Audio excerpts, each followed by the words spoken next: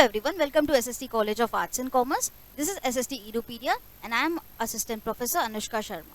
Okay, so today our topic is the law of demand. So let's begin with the topic. So before getting into started, let us see the introduction.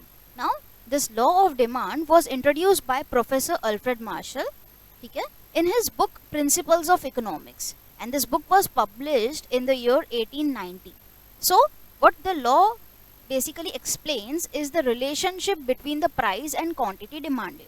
ठीक है, ये law क्या करेगा? This law is going to explain the relationship between the price and quantity demanded. In our last video lecture we have seen like price और demand का किस तरह relation होता है, but यहाँ पे हम deep में study करेंगे, right? We have learned that they have the inverse relation. Okay, so now let us see the statement of the law. So according to the Professor Alfred Marshall, other things being equal, higher the price of commodity, smaller is the quantity demanded, and lower the price of commodity, larger is the quantity demanded. Now other things being equal, or you can say other things being constant. Now what are all these other things? Other things क्या है जो हमने last lecture में किया था? Determinants of demand. Okay, so determinants of demand में price को छोड़ के जितने भी डिटर्मिनेंट्स है उन सबको क्या रहना चाहिए? कांस्टेंट रहना चाहिए, और बोल सकते हो आप सेम रहना चाहिए, तभी ही ये हमारा लॉ एप्लीकेबल होगा. लॉ क्या बोलता है कि अगर प्राइस बढ़ जाएगी, higher the price of commodity, smaller is the quantity demanded, मतलब तभी क्वांटिटी डिमांडेड क्या हो जाएगी? कम हो जाएगी. एंड जब lower the price of commodity, मतलब प्राइस गिर जाएगी, larger is the quantity demanded, मतलब तभी क्या हो जाएगी? डिमांड बढ़ जाएगी. ठीक है, तो इस पर्टिकुलर चीज एप्लीकेबल हो, ये पर्टिकुलर लॉ एप्लीकेबल हो, उसके लिए क्या होना चाहिए? कुछ चीजें कांस्टेंट रहनी चाहिए. वो क्या है? डिटर्मिनेंट्स ऑफ डिमांड जो हमने किया था उसमें प्राइस को छोड़ के जो भी चीजें थी वो सब क्या रहनी चाहिए? Constant. Like for an example income उसमें था एक पॉइंट, राइट? क्यों? बिकॉज इनकम क्या होता है? लाइक फॉर एन एग्जांपल कुछ प्रोडक्ट्स है जिनकी प्राइस बढ़ रही है, साथ ही साथ आपकी इनकम भी बढ़ रही है, तो आप डिमांड कम करोगे क्या? नहीं. ठीक है, तो लॉ एप्लीकेबल हो रहा है क्या? नहीं. दैट्स द रीजन हमको ये चीज ध्यान में रखनी है कि कुछ चीजें क्या है? कांस्टेंट रहनी चाहिए. ओके, तो ही हमारा लॉ एप्लीकेबल होगा. Like for an example income. Okay, now see the demand schedule. Okay, now as per this schedule or you can say table, यहाँ पे क्या है? फर्स्ट कॉलम में there is the price of commodity X. ठीक है, एक particular product है जिसका नाम X है, उसकी यहाँ पे प्राइस दी गई है. सेकेंड हमारा कॉलम जो है वहाँ पे दिया हुआ है quantity demanded of commodity X, यानी कि उसकी डिमांड, उस कमोडिटी की डिमांड इन केजीज. ठीक है, तो जब पर्टिकुलर प्रोडक्ट था X, उसकी प्राइस थी ₹50, तब हम उसको डिमांड कर रहे थे 1 kg. धीरे धीरे क्या हुआ? प्राइस कम हो गया, 50 से 40 आ गया, तभी हमने क्या किया? डिमांड बढ़ा दिया. 1 kg की जगह हम 2 kg डिमांड करने लग गए, same product. Okay, then price हो गया 30, 20, 10. ठीक है, धीरे धीरे क्या हुआ? 50 से लेके कम होता जा रहा है. वैसे आप नेक्स्ट कॉलम में देखो तो क्वांटिटी डिमांडेड 1, 2, 3, 4, 5 कंटिन्यूसली क्या होती जा रही है? बढ़ती जा रही है. तो यहाँ पे हम क्या देख रहे हैं? प्राइस जैसे जैसे कम हो रही है, डिमांड वैसे वैसे क्या होती जा रही है? बढ़ती जा रही है, राइट? सो लास्ट आ गए हम जैसे ही प्राइस 10 के ऊपर. ठीक है, प्राइस एकदम मिनिमम हो गई है, तभी हमारी क्वांटिटी डिमांडेड इज मैक्सिमम. तो क्या हुआ? क्या देखा आपने?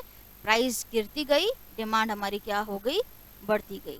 ठीक है, so this is the relationship between the price and demand.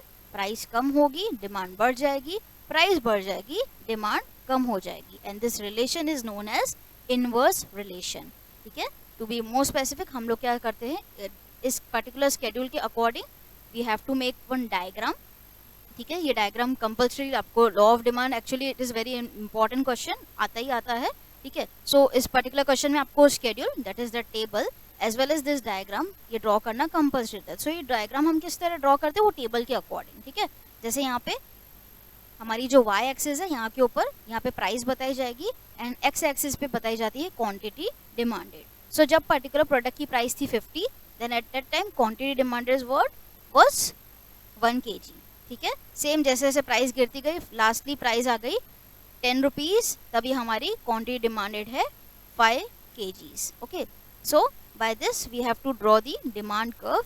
जो डिमांड कर्व है दैट इज डी क्या है? हमारा डिमांड कर्व है, ये हम देखते हैं. So it is what? It is downward sloping. Demand curve क्या हो रहा है? It is sloping downward from left to right, right? This is your left hand and this one is your right hand. So left to right अगर हम देखते हैं तो demand curve is what? It is sloping downwards. ठीक है, now there are some kind of assumptions, ठीक है, कुछ एजम्पशंस है इस लॉ का। लॉ का स्टेटमेंट क्या है कि प्राइस बढ़ती है डिमांड कम होती है, एंड प्राइस कम हो जाती है डिमांड बढ़ जाती है। बट कुछ चीज़ें क्या है, कुछ एज्यूम किया है। स्टेटमेंट जैसे ही स्टार्ट होता है तो हम देखते हैं other things being equal, other things constant रहनी चाहिए, ठीक है। तो वो सब चीज़ें आ जाती है हमारे एजम्पशन में। एजम्पशन का मतलब क्या चीज़ें हमने मानी गई है, कंसिडर की गई है। वाई? बिकॉज अगर इन्हें हम मानेंगे नहीं तो हमारा लॉ एप्लीकेबल नहीं होगा। So the first point is constant level of income. हमारी इनकम क्या रहनी चाहिए, कांस्टेंट रहनी चाहिए। कांस्टेंट मतलब सेम। वाई? बिकॉज अगर इनकम चेंज होगी तो लॉ एप्लीकेबल नहीं होगा। लाइक फॉर एन एग्जाम्पल, एक पर्टिकुलर प्रोडक्ट है जिसकी प्राइस बढ़ रही है, बट साथ ही साथ आपकी इनकम भी बढ़ती जा रही है, तो आप वो प्रोडक्ट की डिमांड कम करोगे क्या? नहीं करोगे। वाई? बिकॉज साथ ही साथ आपकी इनकम भी बढ़ती जा रही है, तो लॉ एप्लीकेबल होगा क्या? नहीं होगा। दैट्स द रीजन हमको क्या देखना है कि हमारी इनकम क्या है, उस ड्यूरेशन में कांस्टेंट रहनी चाहिए। This is the first assumption. Second one is no change in the size of the population. जो पॉपुलेशन है कंट्री की, ओवरऑल पॉपुलेशन, उसकी साइज में भी कुछ चेंजेस नहीं आना चाहिए। अगेन दिस इज एजम्पशन, ठीक है। अगर वाई? बिकॉज अगर पॉपुलेशन चेंज होगा, लाइक फॉर एन एग्जाम्पल, एक पर्टिकुलर प्रोडक्ट है जिसकी मार्केट में प्राइस कंटिन्यूसली बढ़ती जा रही है, बट साथ ही साथ हमारी कंट्री की पॉपुलेशन भी बढ़ती जा रही है, तो डिमांड कम होगी क्या? नहीं। पॉपुलेशन होगी तो ऑब्वियसली वो लोग डिमांड तो करेंगे ही, राइट। जितनी पॉपुलेशन बढ़ती जाएगी उतना डिमांड बढ़ेगा ही। लाइक फॉर एन एग्जाम्पल, आपके घर पे 4 मेंबर्स रहते हैं, अचानक कुछ गेस्ट आ गए, तो गेस्ट आ गए तो आपको क्या करना पड़ेगा, ज़्यादा क्वांटिटी ऑफ जो भी आप सपोज आप फूड कंज्यूम करते हैं, ठीक है, तो फूड आपको ज़्यादा बनाना पड़ेगा, राइट। क्यों? बिकॉज वो लोग भी डिमांड करेंगे, है ना। तो वैसे ही सेम हमारी कंट्री में जब ओवरऑल मार्केट जब हम देखते हैं, मार्केट डिमांड, वहाँ पे क्या होता है, जैसे जैसे हमारी कंट्री की पॉपुलेशन बढ़ती जाती है तो ऑब्वियस सी बात है, प्राइस कम हो या ज़्यादा हो फर्क नहीं पड़ेगा, पॉपुलेशन बढ़ रही है तो डिमांड तो बढ़ेगी, ठीक है। वो कोई भी प्रोडक्ट होने दो, फूड होने दो, what ever, right. So population भी क्या रहनी चाहिए, कॉन्स्टेंट रहनी चाहिए। Third one is the price of substitute goods remains constant. Now what is the substitute goods? Like जो एक की जगह हम दूसरा यूज कर सकते हैं, ठीक है, they are known as the substitute, ठीक है। Like for an example tea and coffee, okay, both these are what substitute goods. Now क्या होता है, ये सब्सटीट्यूट गुड्स का भी जो प्राइस है वो कांस्टेंट रहना चाहिए, ठीक है। लाइक मैं एग्जांपल देती हूँ, लाइक टी एंड कॉफी, ठीक है। जनरली हम देखते हैं तो चाय थोड़ी सस्ती मिलती है एज कम्पेयर टू कॉफ़ी, ठीक है। लाइक एग्जांपल ले लेते हैं, अगर टी मिल रही है 10 रुपीज़ एंड कॉफ़ी मिल रही है 15 रुपीज़ की, ठीक है। अब अचानक क्या हुआ, कॉफ़ी की प्राइस भी हो गई 10 रुपीज़। अब क्या हो गया, दोनों T and coffee same price में मिल रहा है। अब क्या करेंगे, बहुत से लोग जो चाय पीते थे, टी कंज्यूम करते थे, वो लोग क्या पीने लग जाएंगे, कॉफ़ी पीने लग जाएंगे। क्यों? क्योंकि कॉफ़ी का प्राइस गिर गया। अब इस वजह से क्या हुआ, जो टी की डिमांड है वो कम हो गई, राइट। इस वजह से हमारा सब्सटीट्यूट गुड्स की जो प्राइस है वो भी क्या रहनी चाहिए, कांस्टेंट रहनी चाहिए, वरना हमारा लॉ एप्लीकेबल नहीं होगा।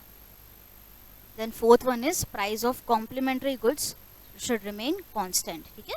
What are the complementary goods? जो एक के साथ लाइक जॉइंट डिमांड, जो एक के साथ दूसरा यूज करना कंपल्सरी रहता है, like car and petrol, pen and ink, ठीक है, ये सब होते हैं कॉम्प्लीमेंट्री गुड्स। ना कॉम्प्लीमेंट्री गुड का भी असर होता है दूसरे गुड्स की डिमांड के ऊपर।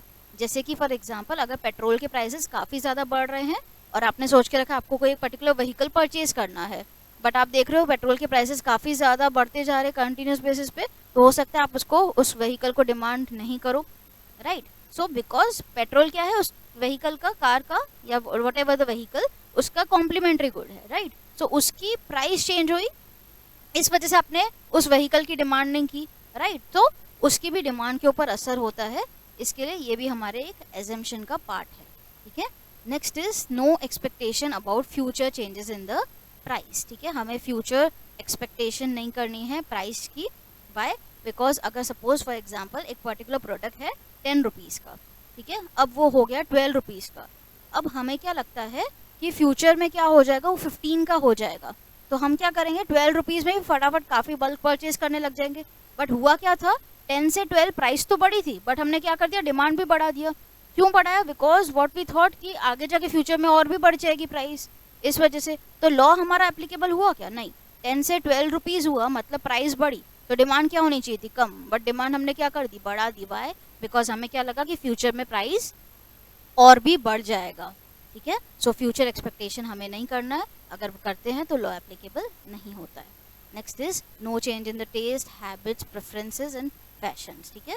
इन सब में कोई भी चेंजेस नहीं आना चाहिए। वाई? बिकॉज किसी पर्टिकुलर कमोडिटी का अगर हमें टेस्ट पसंद है, उसकी हमारी हैबिट है, हम उसे प्रेफरेंस ज़्यादा देते हैं, तो भले उसकी प्राइस कम हो जाए, ज़्यादा हो जाए, हम डिमांड के ऊपर असर नहीं आने देंगे। आपको किसी एक प्रोडक्ट का टेस्ट पसंद है या लाइक आपको उसकी हैबिट है, ठीक है, कंज्यूम करने की, तो भले ही प्राइस बढ़ जाए, आप उसकी डिमांड कम करोगे ही नहीं, है ना। हम देखते हैं कुछ पीपल होते हैं एडिक्टेड होते हैं towards some commodity like alcohol, cigarette, right. जितनी भी प्राइस बढ़ जाए वो लोग उसका कंजम्पशन करते ही रहते हैं, राइट। सो इन सब का क्या होता है, लॉ के ऊपर एप्लीकेबल नहीं होता है दीज थिंग्स, ठीक है। तो इस वजह से इनमें भी कोई चेंजेस नहीं आनी चाहिए, ठीक है। Then no change in the taxation policy. Now हम लोग देखते हैं हमारी एमआरपी में लिखा रहता है ब्रैकेट में नीचे, आपने नोटिस किया होगा, इंक्लूसिव ऑफ ऑल टैक्सेस, है ना। प्रोडक्ट की एमआरपी में रैपर के ऊपर लिखा रहता है इंक्लूसिव ऑफ ऑल टैक्सेस। इसका मतलब क्या होता है कि आपकी वो जो प्राइस है एमआरपी प्रोडक्ट की, उसके अंदर सभी टैक्स भी क्या है, इंक्लूडेड है, ठीक है। अब क्या होगा अगर टैक्स बढ़ जाती है, ठीक है, कोई एक पर्टिकुलर प्रोडक्ट की टैक्स बढ़ जाती है, तो क्या होगा, ओवरऑल गुड्स भी की प्राइस भी बढ़ जाएगी, है ना। अगर गुड्स की प्राइस बढ़ जाएगी तो हम फिर अगेन क्या हो जाएगा, हमारी डिमांड कम हो जाएगी, राइट। सो क्या हुआ, टैक्सेशन में भी कुछ चेंजेस नहीं आना चाहिए, ठीक है। वाई? बिकॉज टैक्सेशन में कुछ चेंजेस आता है तो हमारी क्या हो जाता है, हमारी प्राइस के ऊपर उसका असर होता है, और प्राइस के ऊपर असर होता है तो फिर इनडायरेक्टली हमारे डिमांड के ऊपर भी उसका असर होता है। I hope you all have understood it. Thank you so much.